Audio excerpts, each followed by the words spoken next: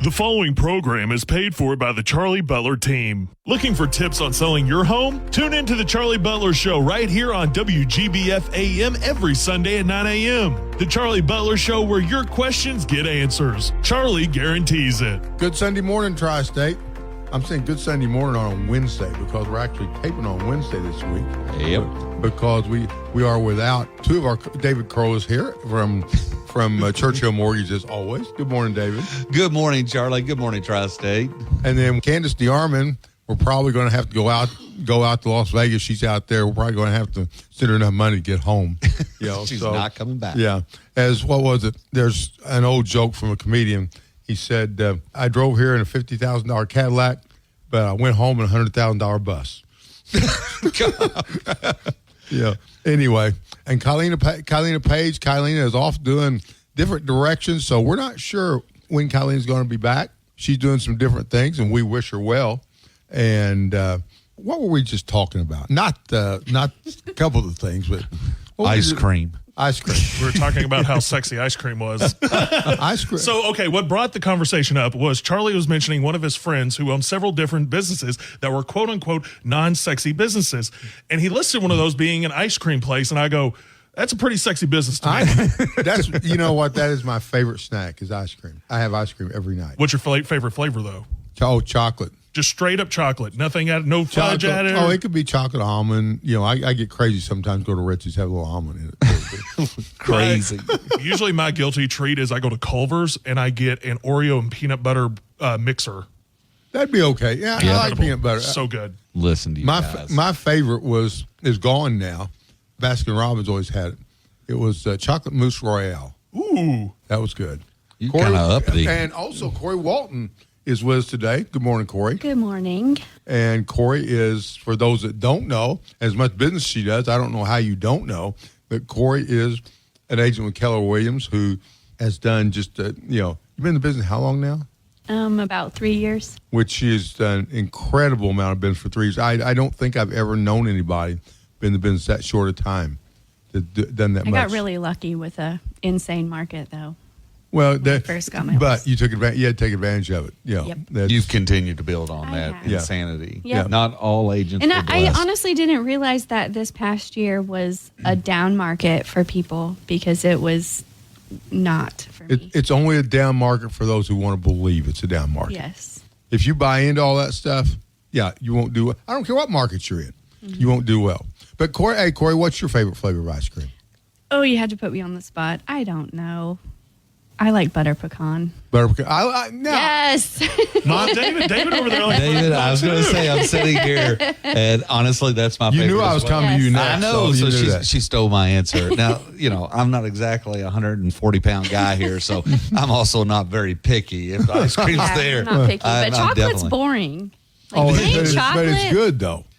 It's good. Help me, guys. What is the Italian ice cream? Gelato. No. Well, gelato's Italian. I like gelato. You're talking like Froyo, the yogurt stuff? The that has pistachio and black cherry and maybe chocolate in it. Oh, that's very un-American. You're being here, David. It'll come to me in a minute. It has a name, and I've just Gelato was the first word. Yes, that came to mind. gelato's out there in terms of the texture and style, but it'll come to me. People are driving down the road right now, saying in their car they know what it is, and I can't think of it. And Cori's looking it up. I'm going to look it up. She's gonna look it up. And but my mom liked butter pecan. That was her favorite also. Yep. Jordan, have you got married yet? I have not gotten Oh, I knew you hadn't. No. You didn't call me about a ring. I did call David over the weekend about getting a lot of credit on my mortgage. So doing some home renovations. What are you doing? I'm probably looking into getting a full bathroom remodel and a few new windows, a back door, just a few different things that need to be done. So I have procrastinated on. You don't have a back door now? Is it just No. blow right through the way it does? Okay. So when It's got some age on it. So when I first bought the house, the lock for the back door was a 2x4. Okay.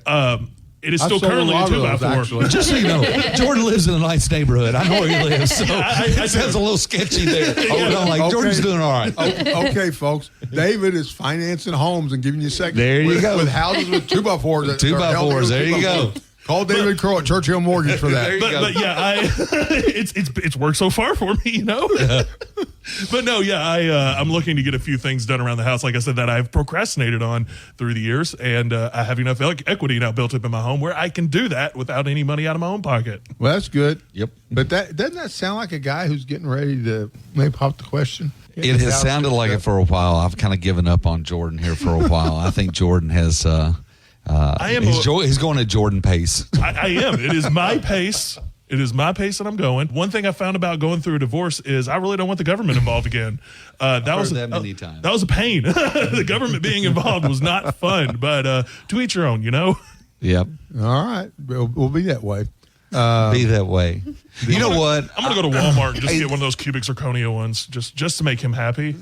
So, interesting stats, and I'll go through it quickly. As long as she didn't figure it out. There you go. They did. And George, just so you know, as many of you know, I was in the jewelry business beforehand. They do get cloudy. True story, and I'll try to do this really quick. Very, very big businessman locally here. His name everybody would recognize. Comes in the store one day, and we've got a 10-carat diamond bracelet laid out there.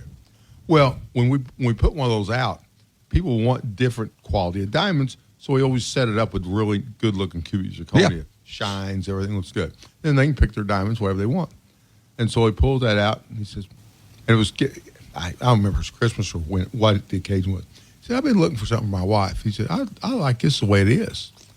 And I said, I almost said his name right there. I said, these are CZs. I said, this is fake. He goes, how's she going to find out? And he says, so what is it with diamonds in it? I said, average quality, I think it was 11,000, something like that, which was peanuts for him. He said, how much if I just buy it the way it is? I priced it high. I priced $2,000 for cubic zirconia and nice spread. And he said, okay, I'll take it.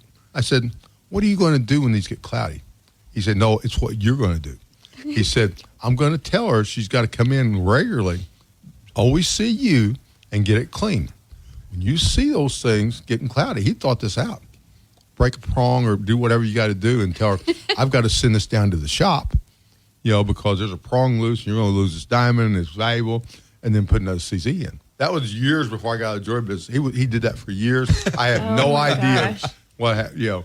Talk about a successful businessman. Yeah. That is a great business move. Yes, that's a millionaire with a whole bunch of multis behind it. This guy was. Yes. But the fake stones, that's really big right now. Oh yeah. Well, also something that we could have went to jail for that they do now is the laser diamond. They laser the carbon out of them, synthetic or whatever, and synthetic. Yeah. And it was against the law when I was in the business. The laser. Now I'm about to pass you my ring for you to examine. Oh. It down there. You can actually, if you look at it under magnification, you can tell if it's lasered or not. Because there's just a tiny little, almost pin-sized hole that had no clue where they've lasered it. Like I said, it's perfectly acceptable now. So anyway, sponsors real quick. David Crow, who's here from Churchill Mortgage, when David's going to talk. But first, we'll also brought to you by Bossy Title. Jeff Bossy and his crew, always great with their searches. They're doing a couple closings for us today, in fact. So call Jeff at Bossy Title. Like I said, they do a fantastic job, and I would recommend them at any time. And also, they've got Norm there. I was about to say something about Norm. That's the best part. Especially if you have food. Norm loves you if you have food. And Norm is a dog, by the way. Norm is Norm is the CFO. He is so cute. What is CFO? Chief French, because he's a French bulldog. Chief French officer. I'm shocked you haven't had him on the show yet. That's what we should do. Oh, no, Jeff, the last time Jeff was here, and I haven't checked it out, he's created a whole Instagram account or something. Yes. I got to go and look. Now that I'm glad you said that. I'm glad. Me too. But Cori, I don't think you were here. I've told you. But Norm has his own Instagram account now. Jeff I'm made gonna it. look it up. I think it's what, Norm CFO or something like that. Something Norm like underscore that. CFO or something. Yeah. It's something The along French those lines. bulldog. Yeah. But so cute. So David, before we get to that, let me touch on a sad note. Mark Miller.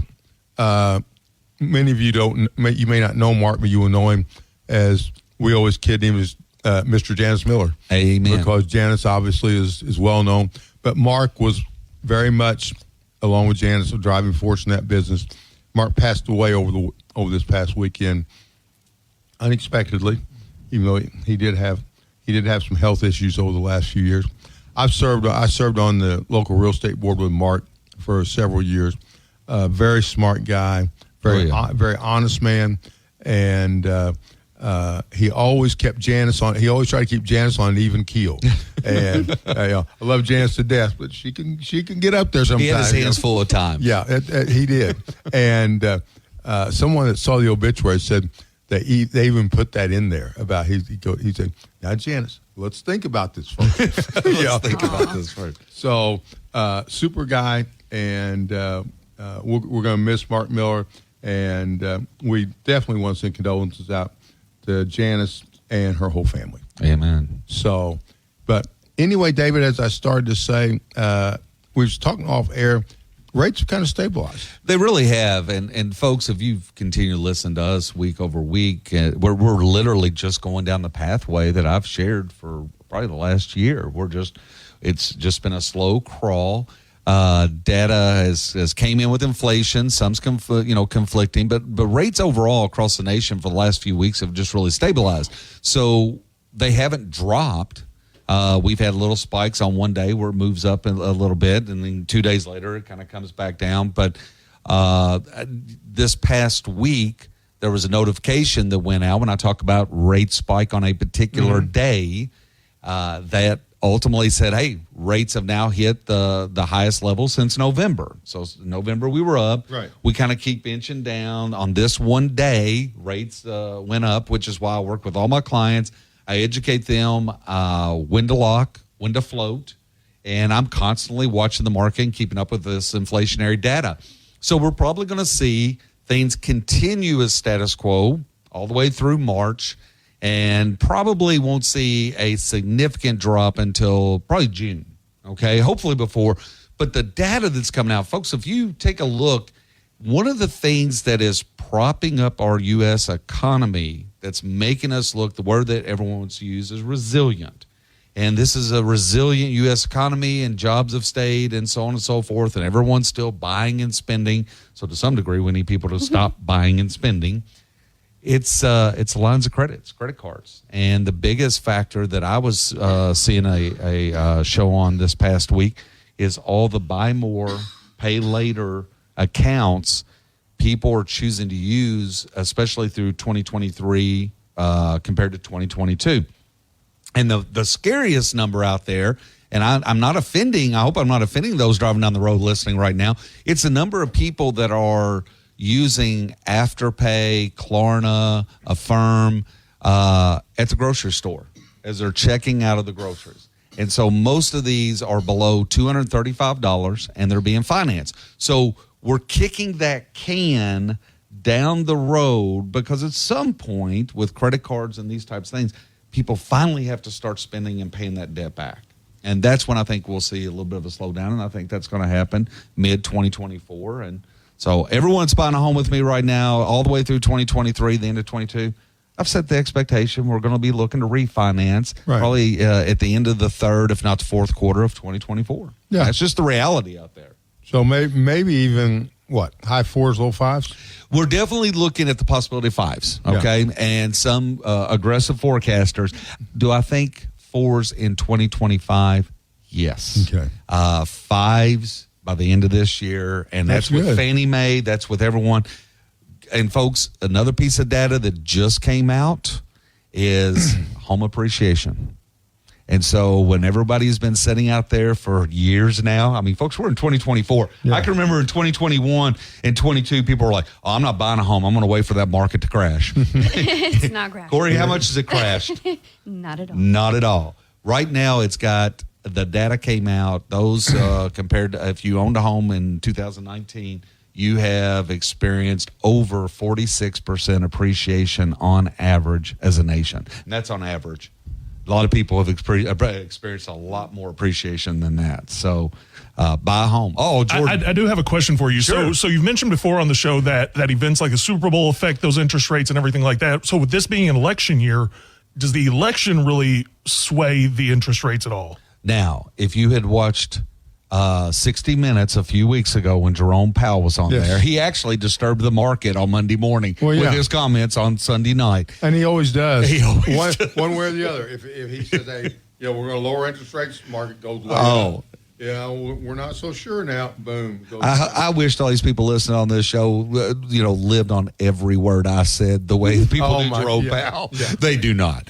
The reality of it is, as Jerome Powell said, administration has no impact on the Fed's decision making as it relates to rates.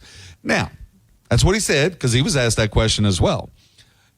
I don't know. I know the inflation data that gets released month after month is trending in the direction that we said it was going to trend in a year ago. And we knew some of this happened. There's been some delays because of the resiliency of the U.S. population to not curtail spending and so forth, which has just kind of pushed us out a few months, I think, from where we are right now.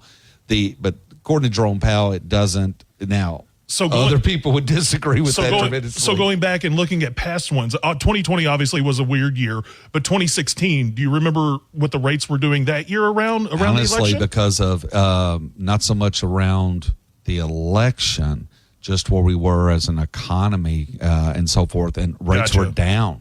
Yeah. But, until we got down in the 2s and 3s, nobody cared that it was 5 or 6. Oh, no. And in 16, they they were probably, honestly, in the 3s and 4s in 2016. And I'm thinking about all the purchase agreements you may have. I can tell you this. At the end of 2019, okay, before COVID, because I had done some budgeting, we didn't know COVID was getting ready to hit. I had set the expectation on budgets that rates would move into the low 5s in 2020. Because we were in the 4s in 2019. And that's where we should have been, is in 2020, moved into the low 5s, low to mid 5s as a nation, and then COVID hit, and instead we went to 2s. And then we've been working our way back up to, and then we just swung really hard in 22 and 23 because we stayed so low for too long in 2020 and 2021. So we're stabilizing, and then, Charlie mentioned earlier, we will see probably at the end of this year, depending on the loan program, we'll see rates go back into the 5s. Is what. But you shouldn't wait. You should not wait until the end of the year to buy a house. So I will add to this, and I say it each week. And you got one thing. You've got programs where people can buy now and can easily refi to get that low 5s, absolutely, high 4s, whatever that number happens. Because I set the expectation. Once you buy with me, when you refinance, we give a discount. And just refinancing closing costs are not as high as purchase closing costs in general without my discount. But I give a discount. But the reality is some people have chosen to go ahead and do 2-1 buy downs or just temporarily or permanently buy the rate down. I show them the pros and cons to each. I let them make their own decision. But most people understand, and I want to go back to what you all just said. You don't want to wait. And here's why. There are millions of Americans that are sitting on the sideline right now saying, when rates go down, I'm going to buy. We are still in such a supply of home shortage. So we're going to look at a supply and demand situation. When those rates do go down, you're going to be back in bidding wars. Exactly. And you're going to see offers go above what probably is, quote unquote, fair market price. So right now, if you're in a position to buy a home, you need to buy right now where I guess I want to say competition's basically stabilized in terms of, homes are still selling quick, but 30 days or less usually. Would you say, Cori? Yeah. Now, I watch it. So if I'm sitting in Evansville, we all know there's certain neighborhoods, and if you see a home go on the market right now at $235,000. Oh, it's going to be gone quick. We're talking, hours. Yeah. So we all know that at certain price points in certain neighborhoods, that home's gone. I mean, it's, so you don't want to wait and be like the rest of Americans who say, when rates go down, I'm going to buy, because when those rates do go down, it's going to be an onslaught to the homes which are there on the market, because we still do not. Those people that remember when they were 10, 15, 20, 30, the highest I heard was an agent that I know. She offered 75. This is during the really crazy day. Yep. 75,000 on full price, and got beat. I have no idea if we'll see those situations again. But it's going to be something like that because we don't have enough. We don't have the inventory. And if you're out there, and builders can't catch up. Builders had spent from 2009. 11 is when they really, the National Home Builder Association really started screaming at the builders across the nation saying, you're not pulling enough permits. We're not meeting overall housing demand. And that continued. But people don't realize this, David. That's why there's an inventory shortage, because we had those years right there where very little building went on. 2008, 9, 10, and 11, virtually very little building in the nation because we were in the Great Recession. The level of foreclosures in the market, and builders a lot of builders went out of business, at least shut down temporarily. So the builders, even in 2023, as the National Association of Builders was still yelling at them, we need more homes. Builders are building, but they're still, those have been in business, they still have that fear of 8 and 9 that they just don't want to get too far out on that limb in terms of lines of credit, and just in case. But no, we do not have enough homes out there. And if you are looking to sell, you need to get your home on the market. Top dollar is there. The opportunity of equity. And I'm going to give a shout out to the realtor community. And I'm going to tell you, if you're sitting at home saying, I can do this here because this story is in Lexington, Kentucky and Georgetown, Kentucky, where I'm doing a loan. So the seller in a nice neighborhood in Georgetown decided they didn't want to mess with a realtor. Okay. So I have a client that was looking in the $300,000 price range. 20% down, great client, and a friend of a friend said, our friend is going to sell their home. They go meet the couple on a Sunday afternoon at their home. It's going to be FSBO because they don't want to mess with a realtor. The couple calls me and says, hey, I think, they were probably going to list for $200,000. We're going to make $190. Can you send me an approval letter? I said, absolutely. They make an offer of $180,000. The seller said, you know what? We're good. We just want to sell and get out of here. I knew this was blown away or a bad situation. Folks, if you're driving, thinking, man, he's getting all excited. Well, we order the appraisal. Now, the appraisers are basically, they only have to produce an appraisal that says $180,000 and everybody's good to go. With no effort at all, the appraiser produces an appraisal at $230,000, to which I explained to my buyer, honestly, if there had been a contract at $249,900, there's a high probability that appraiser could have easily in that market achieved $250,000. There's a reason the appraisers want us to send them the purchase agreement. Absolutely. So they ultimately, that appraiser was looking at a contract of $180,000, knowing the lender just needs $180,000, and with no effort produces a $230,000 appraisal, to which I'm explaining to my buyer, you hit the mother load. Yeah. You have over $50,000 minus their down payment, and they're putting 20% down. Folks, talk to a realtor. Yeah. I just ran the numbers on that, and even if that person had spent, on the $230,000, and they gave up over $36,000 of profit in their pocket and just walking away with it. And the average Joe may think they understand what homes are selling for in their market. Call a realtor, and don't tell me I don't want to pay that fee. Well, I'm just like the one that drives me crazy, and Cori, I'm sure you probably ran into this too, is people that get a wholesaler so they don't have to have a realtor. Mm-hmm. Yeah, so they pay the wholesaler $20,000. I've seen as high as $50,000 on nicer homes.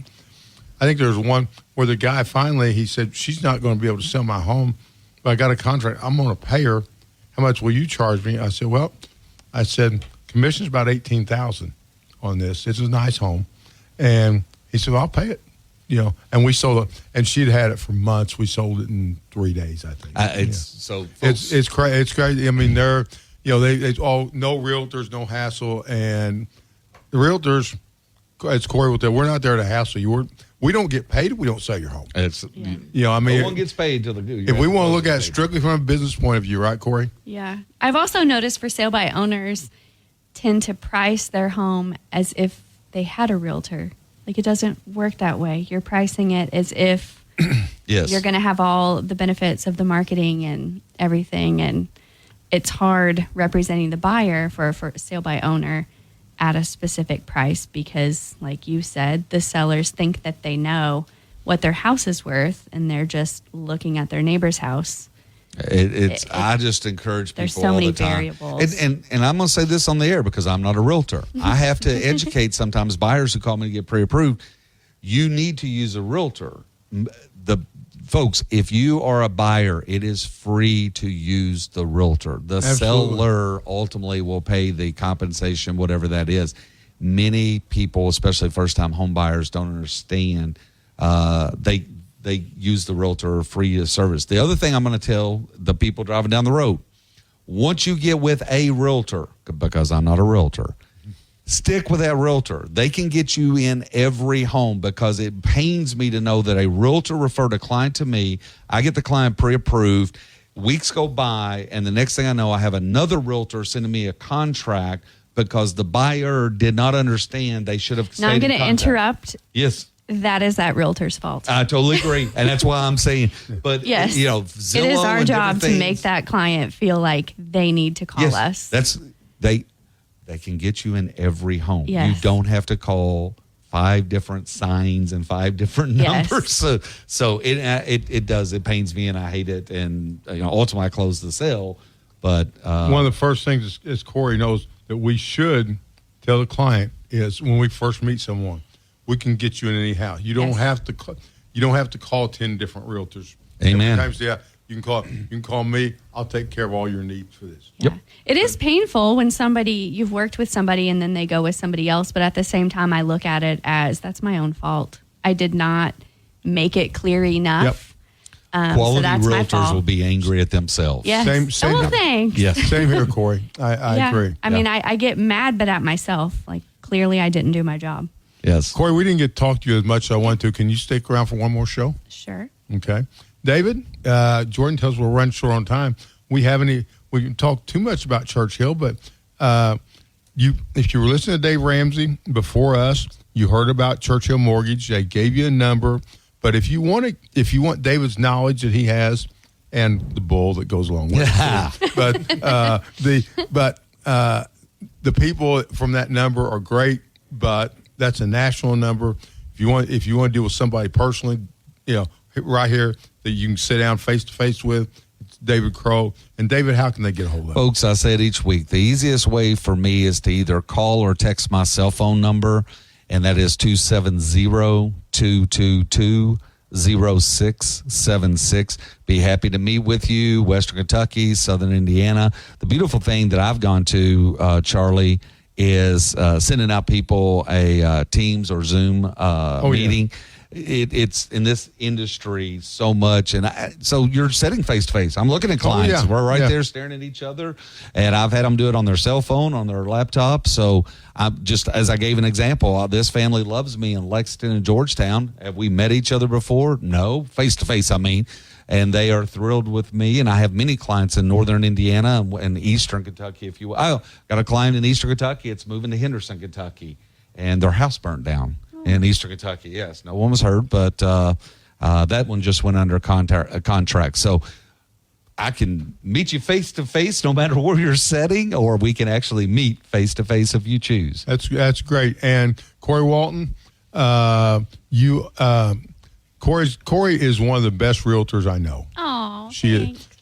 I'm very proud of her. I've known her pretty well since the start. So I'm probably prouder of her than anybody I know. But Cori, how can they get a hold of you? My cell phone call or text 812-760-0826. And you will talk to Cori. Cori is That is me. One-woman show. Yeah, Cori. Yes, exactly. She is. I started to say a one-man show, but no, she's not a one-man show. But also, the Charlie Butler team, give me a call, 812-499-7758. If we can't sell your home, we'll buy it. And we're out of time, aren't we, Jordan? All right. So for Cori Walton, David Crow, this is Charlie Butler. Have a great Sunday. You've got real estate questions but don't know where to get the answers? Tune in here every Sunday morning at 9 a.m. as Charlie Butler, Evansville's own real estate expert, shares the latest news, info, and insider tips to help you make smart real estate decisions. Find him online at charliebutlerteam.com. This program has been paid for by the Charlie Butler team. From the Kate Foppel Ford Studios, this is Newstalk 1280 WGBF.